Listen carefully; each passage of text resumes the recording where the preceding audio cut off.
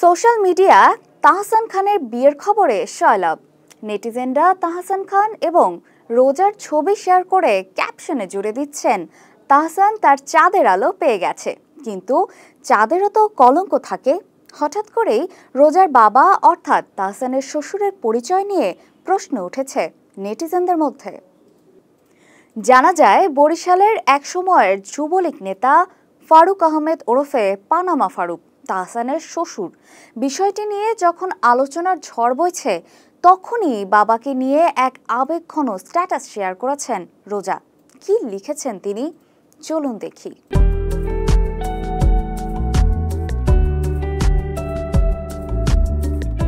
গায়ক ও অভিনেতা তাহসান খানের দ্বিতীয় স্ত্রী রোজার বাবা পানামা ফারুকের পরিচয় সামনে আসতেই হইচই পড়ে যায় সোশ্যাল মিডিয়ায়। জানা যায়, তিনি বরিশালের সেই শীর্ষ সন্ত্রাসী যিনি 2014 সালের 10 ফেব্রুয়ারি র্যাবের সঙ্গে বন্দুকযুদ্ধে মারা গিয়েছিলেন।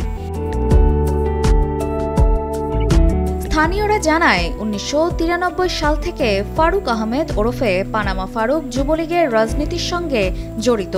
1996 সালে আওয়ামী লীগ সরকার ক্ষমতা এলে দক্ষিণাঞ্চল জুড়ে পানামা ফারুকের সন্ত্রাসী কার্যক্রম চলে। তিনি হয়ে ওঠেন বরিশালের অন্যতম শীর্ষ সন্ত্রাসী। তাহসানের বিয়ের খবরে 10 বছর পর আবারও আলোচনা এলেন সেই পানামা ফারুক। তবে এই আলোচনার মাঝেই বাবার সম্পর্কে রোজার আবেগঘন এক স্ট্যাটাস ভাইরাল হয়েছে। পোস্টটি গেল বছরের জুন মাসে করেছিলেন তিনি। রোজা লেখেন, সেলফিটা একটু আগেই তুলেছি।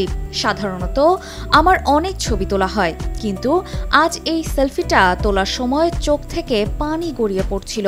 অনেক সময় ধরে কাঁদলাম, কিন্তু কি মনে করে কেঁদেছি বা কেন কেঁদেছি তা বুঝে উঠতে পারছিলাম না। দীর্ঘ এই পোস্টে রোজা পিতৃহীন হওয়ার পরের কঠিন দিনগুলোর স্মৃতি শেয়ার করেছেন।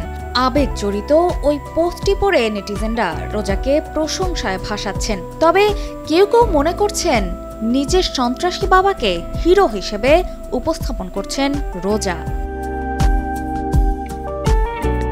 বিষয়টি নিয়ে সোশ্যাল মিডিয়ায় নেটিজেনরা নানা রকম মন্তব্য করলেও তাহসান এখনও তার শ্বশুরের বিষয়ে কোনো মন্তব্য করেননি। অপর্ণা বর্ষা, কালের কণ্ঠ।